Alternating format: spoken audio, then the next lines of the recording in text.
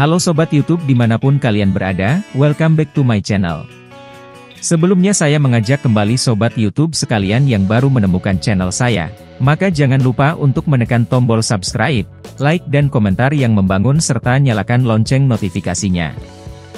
Sehingga bisa mendapatkan video atau informasi-informasi terbaru di channel ini. Dikutip dari berita soloraya.com, Komisi 2 DPR minta seluruh honorer diangkat jadi P3K pada November 2023. Siapa saja yang termasuk? Mari kita simak bersama dalam video ini. Peran tenaga honorer sangatlah penting dan membantu pemerintah, termasuk honorer atau non-ASN di bidang pendidikan atau guru honorer. Di berbagai daerah yang kekurangan guru ASN, guru honorer berada di garis depan untuk mencerdaskan anak bangsa. Pemerintah pun mengakui bahwa pelayanan publik banyak diisi oleh tenaga honorer. Namun demikian, meskipun peran guru honorer dan tenaga honorer lain dianggap penting, kesejahteraan mereka masih tergolong minim. Apabila mereka terus berstatus sebagai non-ASN, tidak ada jaminan kesejahteraan ekonomi bagi para honorer tersebut. Salah satu cara untuk memberikan kesejahteraan yang layak kepada seluruh tenaga honorer adalah dengan mengangkat mereka menjadi pegawai ASN, baik itu dengan status PNS atau P3K. Dengan kenaikan status menjadi P3K atau PNS, guru dan tenaga yang tadinya honorer akan memperoleh gaji dan tunjangan profesi yang lebih tinggi, sehingga taraf hidupnya meningkat. Wakil Ketua Komisi 2 DPR RI, Junimart Girsang, mendukung harapan tenaga honorer untuk diangkat menjadi ASN atau P3K. Dia menyatakan bahwa seluruh tenaga honorer harus diangkat menjadi pegawai P3K sebelum batas waktu penghapusan sesuai dengan PP Nomor 49 Tahun 2018.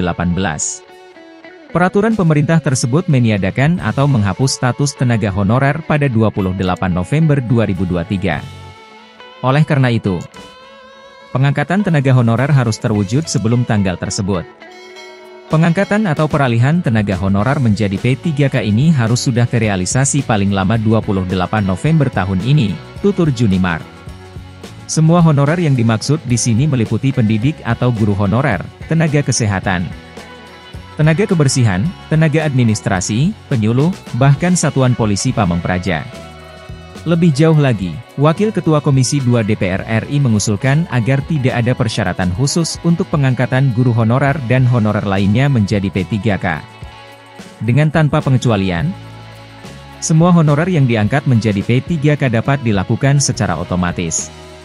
Pengangkatan ini bersifat otomatis bagi semua honorer, mereka memiliki hal yang sama diangkat menjadi P3K, tambahnya.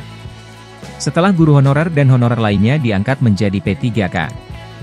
Menurutnya, kepala daerah tidak dapat lagi merekrut honorer baru tanpa persetujuan dari Kementerian PAN-RB karena jumlah tenaga honorer di pemerintah daerah telah mencapai 50% secara nasional.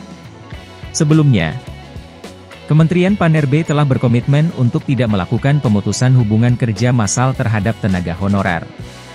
Berdasarkan masukan dari berbagai pihak termasuk Komisi 2 DPR RI, 4 prinsip telah disepakati untuk menangani tenaga honorer, yaitu tidak melakukan pemutusan hubungan kerja massal, tidak memilih opsi yang meningkatkan anggaran, tidak mengurangi honor tenaga honorer saat ini, dan tidak bertentangan dengan aturan pengangkatan seluruh tenaga honorer menjadi P3K. Menurut Junimart adalah sebuah keadilan dan merupakan kesempatan yang layak diperoleh seluruh warga negara. Terima kasih bagi Sobat YouTube yang sudah menonton. Jangan lupa subscribe, like dan komentar yang membangun.